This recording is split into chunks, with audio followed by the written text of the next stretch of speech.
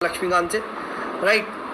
And अब हम लोग करेंगे, देखिए हाई कोर्ट को कवर करेंगे। अब you know that from day one only we are talking about कि हमारे देश में जो जुडिशल सिस्टम है वहाँ पे आप कह सकते हो फेडरेशन नहीं है, and that is a single integrated judicial system. तो सबसे पहले top court single high supreme court को डिस्कस किया।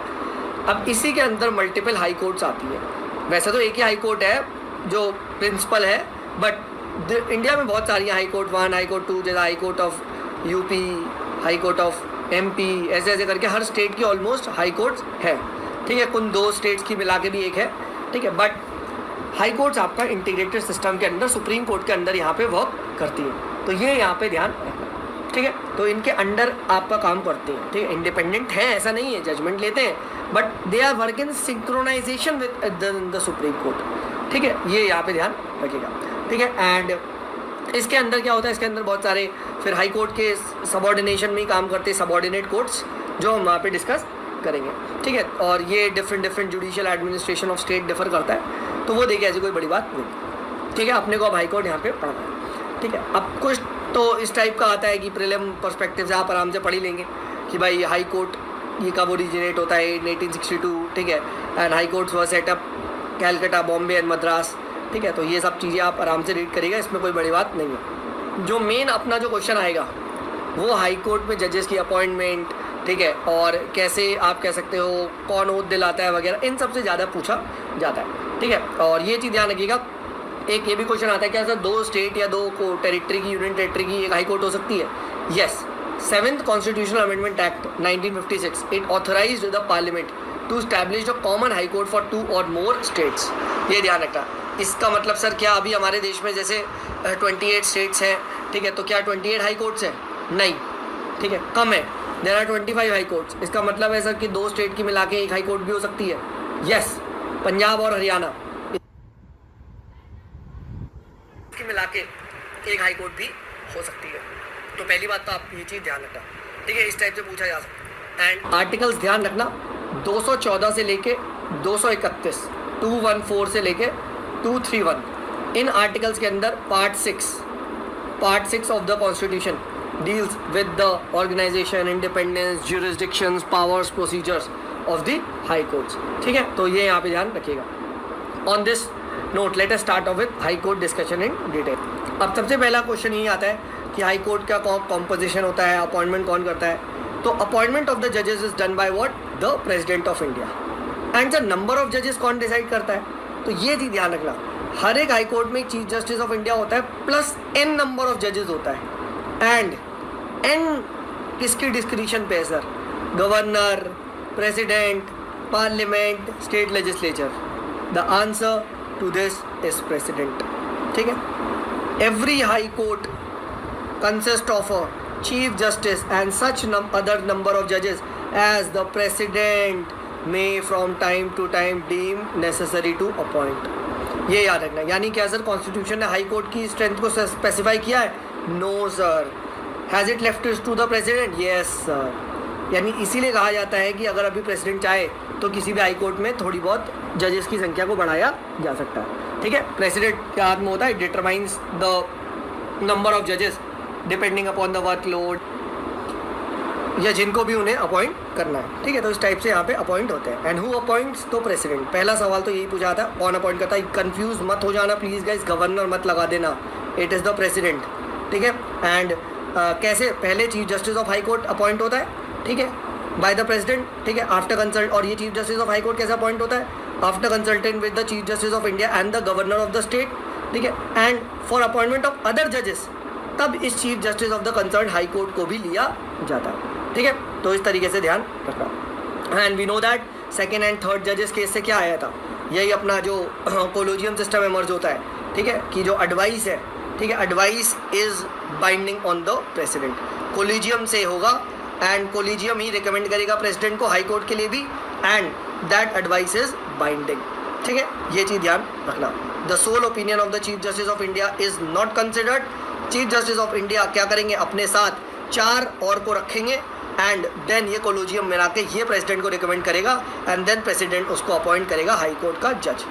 ये प्रोसेस होता है, तो सर क्या कोलिजियम सिस्टम सुप्रीम कोर्ट पे चलता है, हाई कोर्ट में भी चलता है? Answer is yes. ठीक है, ये चीज़ ध्यान रखना। एंड कंपल्शन होता है प्रेसिडेंट को अपॉइंट करना, क्योंकि थर्ड, सेकंड और थर्ड जज इस केस में ये बात क्लियरली बोल रही है कि अब से कंसल्टेशन मीन्स कॉन्करेंस।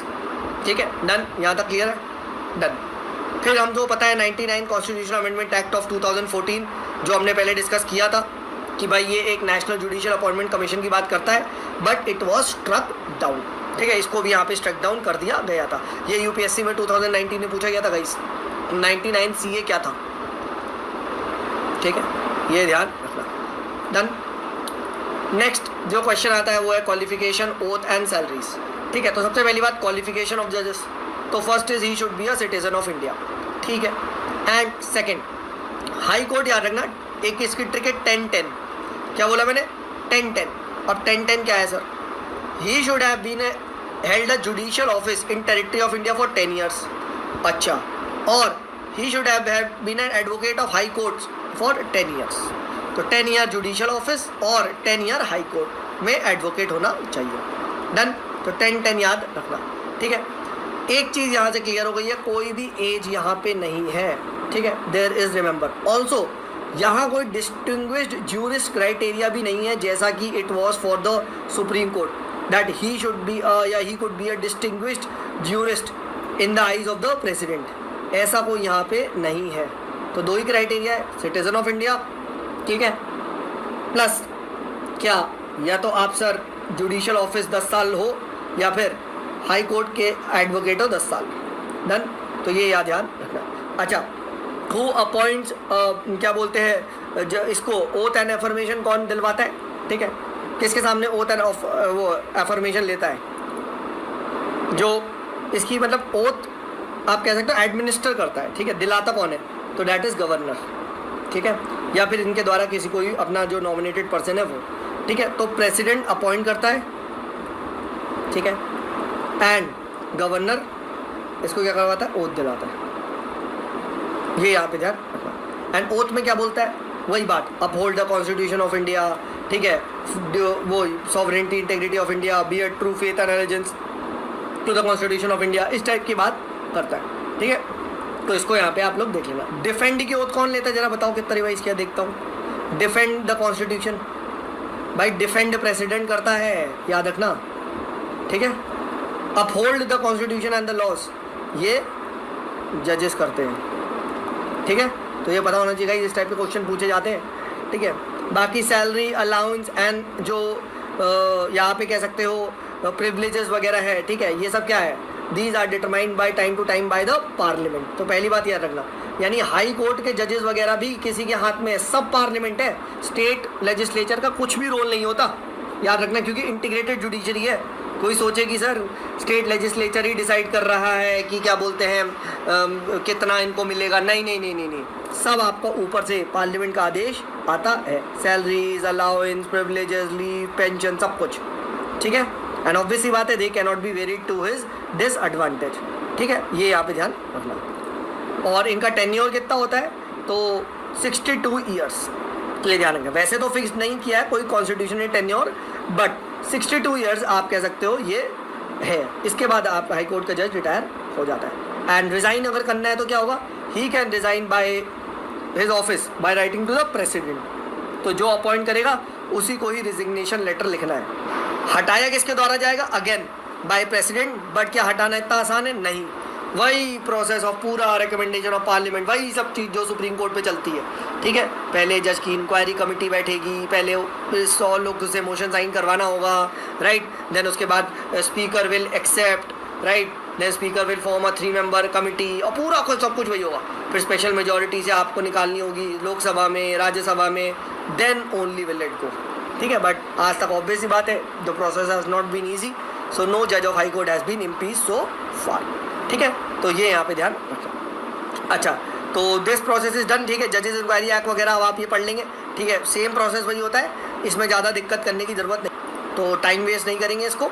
ठीक है, एंड सिंपली आप इसको अब आप रीडिंग करिए। देखिए, दैट इज़ द एडवांटेज। तभी मैं आपसे कहता हूँ, ठीक है, कि पीएम पढ़ लिया है तो तुरंत चीफ मिनिस्टर पढ़ लो, एक ही है। ठीक है, प्रेसिडेंट पढ़ लिया है तो तुरंत गवर्नर पढ़ लो, एक ही है। सुप्रीम कोर्ट पढ़ लिया तो तुरंत हाई कोर्ट पढ़ लो, एक ही है। ठीक है, ऐसे लक्ष्मीकांत को कवर करना है। अब आप प्रेसिडेंट भी पढ़ रहे हो, फिर उसके बाद वहाँ पे गवर्नर अगले दिन वो जाके कर रहे हो, साथ ही साथ करो प्रेसिडेंट गवर्नर कंपेयर करते करते, ठीक है। तो ये बिल्कुल सेम है, इसको डिस्कशन नहीं हो। एक चीज़ और ध्यान रखना, ट्रांसफ़र भी कौन करता है जजेस का? प्रेसिडेंट ही ट्रांसफ़र करता है। अगेन क्या सर प्रेसिडेंट अपने मुताबिक अपनी मन मर्जी से जब मर्जी ट्रांसफ़र कर दे? नो, इसके लिए भी वही कंसल्टेशन है, कोलिजियम ही बताएगा कौन से जज का ट्रांसफ़र होगा, ठीक है। तो यहाँ आप देख सकते हैं सेकंड जज केसेस एज वेल एज जो थर्ड जज केसेस में है, ठीक है। ये क्या बोला गया था कि आर्बिट्रेटनेस ऑफ द ट्रांसफ़र ऐसे नहीं किया जा सकता, ठीक है। एंड जो ये ट्रांसफ़र होगा ये भी जब आपका chief justice of India and या जो chief justice of high court वगैरह रिकमेंड करेंगे तभी होगा, ठीक है। तो ये आप ही ध्यान रखना। तो दिस इज़ नॉट पॉसिबल कि भाई प्रेसिडेंट चलो यार अपॉइंट नहीं कर सकते तो ट्रांसफ़र ही कर दो, ऐसा नहीं होगा। बाकी इंडिपेंडेंस ऑफ हाई कोर्ट वगैरह क्या आता है, ये मेंस के लिए इंपॉर्टेंट है। तो मोड ऑफ अपॉइंटमेंट वगैरह आप बता सकते हैं कि कैसे जुडिशरी खुद अपॉइंट करती है, इंटरफेरेंस ऑफ एग्जीक्यूटिव नहीं दिखता है, सिक्योरिटी ऑफ टेन्योर मिलता है, राइट, इस टाइप की बात है। फिक्स सर्विस कंडीशन वगैरह होता है, the expenses are charge upon the consolidated fund, ठीक है, इस टाइप से बात की जाती है, ठीक है। और एक चीज़ ध्यान रखना है यहाँ पे प्रीलिम का हाँ क्वेश्चन ये बनता है कि the salaries and allowance of the जजेस and the salaries allowance and pensions of the staff as well as the administrative expense of the high court are charge on the consolidated fund of क्या? State, not India. पैसा state से लिया जाता है, ये ध्यान रखना। एक चीज़ और ध्यान रखना जहाँ से क्वेश्चन बनता है वो ये लाइन है, पेंशन ऑफ हाई कोर्ट जज ये किससे चार्ज होती है? ये मेरे भाई कंसोलिडेटेड फंड ऑफ इंडिया से चार्ज होती है, not of that of state. नहीं आया समझो, मैं ये कह रहा हूँ कि जजेस जब तक जॉब में है उसको एक सैलरी चाहिए सर, तो सैलरी जो देगा वो देगा consolidated fund of state, done. जब जज रिटायर हो जाएगा पेंशन मिलेगी सर। पेंशन कौन देगा? Consolidated fund of India. यहाँ से भी क्वेश्चन आता है, ठीक है। सुप्रीम कोर्ट में क्या है? दोनों, consolidated fund of India, consolidated fund of India. High court में ये चेंज होता है, ये मैं डिफरेंट कलर से मार्क कर देता हूँ रेड में, याद रखना। पेंशन में कंसोलिडेटेड फंड ऑफ इंडिया है एंड सैलरी में कंसोलिडेटेड फंड ऑफ स्टेट है, इससे क्वेश्चन बनता है, राइट, ठीक है। बाकी सब वही सब है, कंडक्ट कैन नॉट बी जजेस डिस्कस्ड इन आपका स्टेट लेजिस्लेचर वगैरह, पार्लियामेंट वगैरह, ban on practice after retirement, punish for contempt, सब कुछ सेम है, ठीक है। कोई ऐसा इसमें कोई दिक्कत नहीं है, ठीक है। तो इसमें कोई टाइम वेस्ट नहीं करेंगे, आप आराम से कवर कर सकते हैं। फिर बात करते हैं powers of the high court. तो powers of the high court भी वैसी है जैसी सुप्रीम कोर्ट की है कि original jurisdiction, writ jurisdiction, appellate jurisdiction, ठीक है, सुपरविजरी, ठीक है, control over the subordinate courts as a court of record, ठीक है। उसके बाद पावर ऑफ जुडिशियल रिव्यू। एक चीज़ नोटिस करी, यहाँ पे कोई एडवाइजरी जुरिसडिक्शन नहीं मिल रहा है, क्योंकि एडवाइजरी जुरिसडिक्शन सुप्रीम कोर्ट की पावर होती है, ये यहाँ पे ध्यान रखना। इस टाइप से पूछा जा सकता है कि एडवाइजरी जुरिसडिक्शन हाई कोर्ट के पास है, कहाँ है, ठीक है, नहीं है, तो ये ध्यान रखना। फिर बात करते हैं यहाँ पे ओरिजिनल जुरिसडिक्शन कौन कौन सी है। तो सबसे इंपॉर्टेंट यहाँ पे जो आती है वो क्या है? Disputes relating to the election of the members of the parliament and the state legislature. ये किसके पास जाएगा? ये फर्स्ट इंस्टेंस में हाई कोर्ट में जाता है, सुप्रीम कोर्ट में नहीं। बट यस, जो डिस्प्यूट्स रिगार्डिंग आपके आता है प्रेसिडेंट, ठीक है, वाइस प्रेसिडेंट के इलेक्शन वगैरह में, वो जाता है सुप्रीम कोर्ट में। तो ये भी ध्यान रखना, इलेक्शन डिस्प्यूट्स कौन से सुप्रीम कोर्ट में जाते हैं, कौन से हाई कोर्ट में जाते हैं, ठीक है, ये भी यहाँ पे ध्यान रखना। This is also one of the original jurisdiction, ठीक है। बाकी तो रिगार्डिंग रेवेन्यू मैटर या एनफोर्समेंट ऑफ फंडामेंटल राइट्स वगैरह वगैरह। फिर नीचे वाले सबऑर्डिनेट कोर्ट से कौन से खुद के पास केसेस लेने वगैरह, ये सब चीज़ें, ठीक है। तो ये यहाँ पे ध्यान रखना, बाकी तो उतना नहीं है इंपॉर्टेंट, ठीक है। तो दिस इज़ इम्पॉर्टेंट, क्योंकि देखिए यहाँ पे लॉ वगैरह का पेपर नहीं है, तो बिल्कुल ही डीप जाके पढ़ने की भी ऐसी कोई ज़रूरत नहीं है, ठीक है। बस थोड़ा थोड़ा पता होना चाहिए क्या आ रहा है, ठीक है। देन आता है रिट जुरिसडिक्शन। तो रिट जुरिसडिक्शन में हम लोग जानते हैं कि just like supreme court, high court भी क्या कर सकता है? It has the power to issue the writs, ठीक है, ऑर्डर्स, एंड सारे ऑर्डर्स ये भी इशू कर सकता है, ठीक है। And the most important thing इसकी, सुप्रीम कोर्ट रिट्स किसके लिए इशू कर सकता है? सिर्फ फंडामेंटल राइट्स के लिए, वेयर एज हाई कोर्ट क्या has the responsibility of enforcement of any ordinary legal right also, ये ध्यान रखना। So enforcement of fundamental rights plus for any other purpose also, ठीक है। तो इसीलिए कहा जाता है यहाँ पे रिट जुरिस्डिक्शन हाई कोर्ट की थोड़ी वाइड होती है, ठीक है, दिस इज इम्पॉर्टेंट, डन। और ये ध्यान रखना कि जो writ jurisdiction of the high court है अंडर आर्टिकल 226 जो बोलते हैं, इट इज़ नॉट एक्सक्लूसिव। क्यों? अरे भाई सुप्रीम कोर्ट भी तो करता है, हाँ है ना, so it is concurrent with the jurisdiction of the supreme court, right. तो ये यहाँ पे ध्यान रखना, डन। एंड एक चीज़ और ध्यान रखना, ये प्रीलिम में भी पूछा जा सकता है, रिट जुरिस्डिक्शन जो होती है, ठीक है, that is a part of what, writ jurisdiction is a part of basic structure, so that can not B curtailed.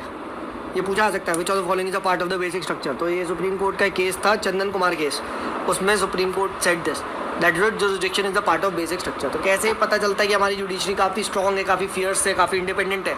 यही सब भाई, जुडिशरी की पावर्स, रिट्स, ठीक है, they are a part of the basic structure. So कल को parliament cannot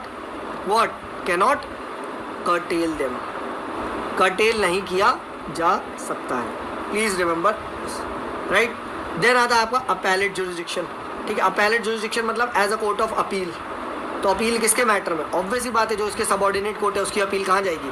civil matter, criminal matter की यहाँ पे जाएगी, राइट, आपका हाई कोर्ट में जाएगी, और हाई कोर्ट की अपील कहाँ जाएगी? सुप्रीम कोर्ट में जाएगी, राइट। यहाँ पे एक चीज़ इंपॉर्टेंट है क्या, कि अगर कभी भी किसी लोअर कोर्ट ने डेथ सेंटेंस सुनाया है तो that has to be upheld by the higher high court, then only उसे एग्जीक्यूट किया जा सकता है, ठीक है, भले ही उसकी अपील हो या ना हो। हाई कोर्ट जब सुनाएगा तभी माना जाएगा, प्लीज़ रिमेंबर। बाकी इसके पास एक सुपरवाइजरी जुरिस्डिक्शन भी होती है, that it supervises all the lower courts under you can say that territory, ठीक है, एक्सेप्ट मिलिट्री कोर्ट्स और ट्रिब्यूनल्स, राइट। तो इस टाइप से आप यहाँ पे लिख सकते हो, ठीक है। एंड कि what the high court can do, it can make or issue any general rules, prescribe forms, norms, regulate the practice, proceedings, ठीक है। तो ये चाहे तो हाई कोर्ट ऐसा लोअर कोर्ट का करा जा सकता है, ठीक है। तो ये यहाँ पे ध्यान रखना।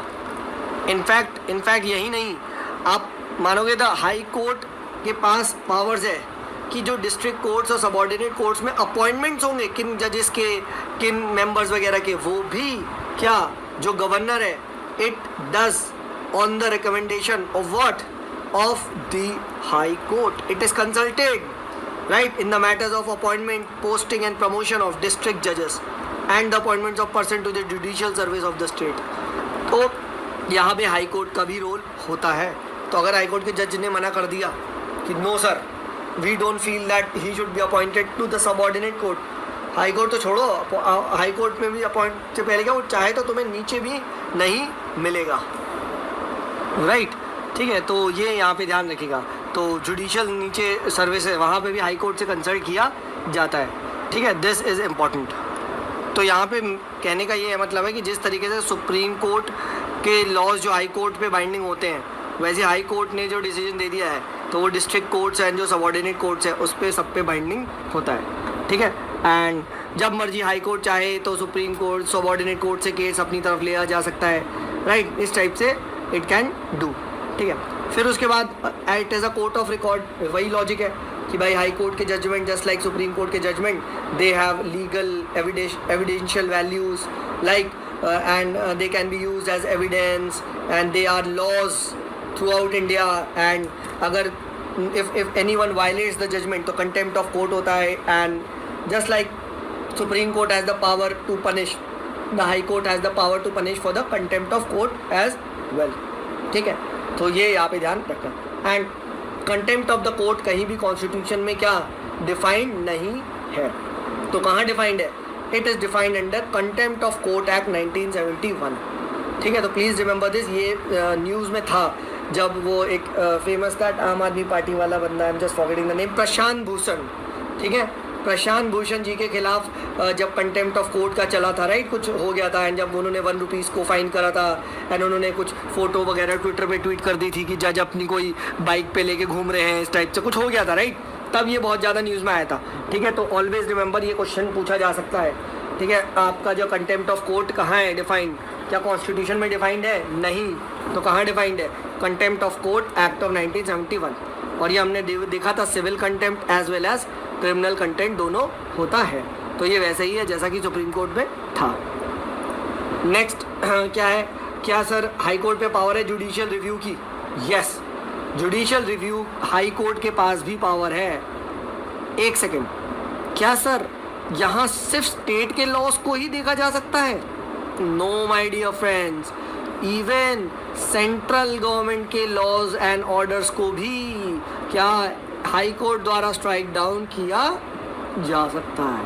पहली लाइन से यूपीएससी ने 2020 में सवाल पूछा है दैट 2020 में क्या पूछा गया था, that high court has the power to judicial review the central laws. तो बहुत सारे बच्चों ने क्या दिमाग लगाया कि अरे सेंट्रल गवर्नमेंट के तो सुप्रीम कोर्ट ही करेगा, बट दे लोग भूल गए क्या कि in India we have an integrated judiciary. State की कोई जुडिशरी कुछ नहीं है, सब इंटीग्रेटेड है। Supreme court, high court, district court. District court किसके अंदर काम कर रहा है? High court. हाई कोर्ट किसके अंदर काम कर रहा है? Supreme court. तो आप कैसे स्टेट और सेंटर लगा दे रहे हो? ठीक है, बस हाँ, जब जहाँ है वहाँ हमने देख लिया।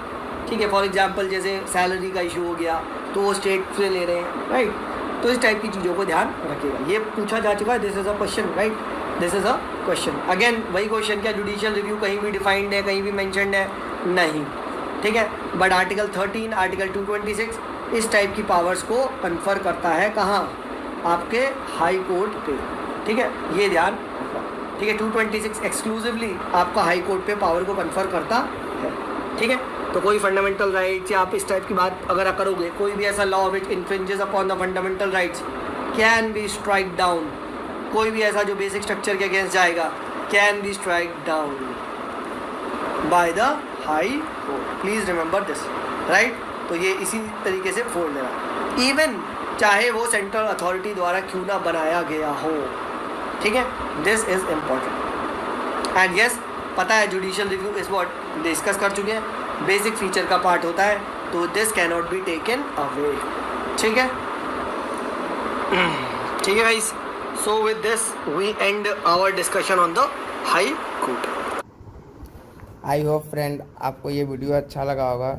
हम लोग ने supreme court plus high court का भी डिस्कशन कंप्लीट कर लिए हैं। अब हम लोग नेक्स्ट लेक्चर में ट्रिब्यूनल्स देखेंगे। सो अगर अच्छा लगा तो please like our video and subscribe our channel civil aspirant with Narendra. और अब हम लोग नेक्स्ट वीडियो में मिलते हैं। चलिए, थैंक यू।